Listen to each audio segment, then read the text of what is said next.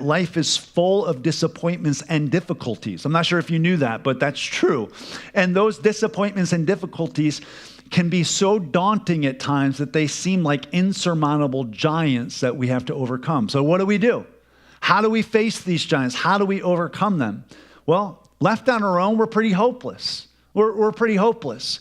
But the good news is we don't have to face these battles in life against these giants alone. We have a God who fights for us. Amen? See, this story is not primarily about us. You got to see that.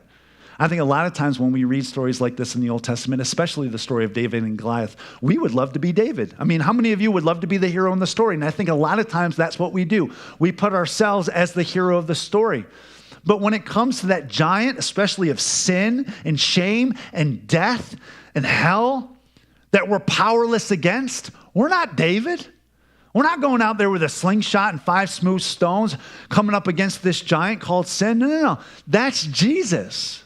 We're more like the ones on the sidelines not wanting to face Goliath. We're scared. We're shaking on our boots. And Jesus is the one who steps onto the scene, lunch and all, and says, let me put this down and go out there with my slingshot and a stone. And he's the one that throws it. And he defeats death. And he defeats sin at the cross.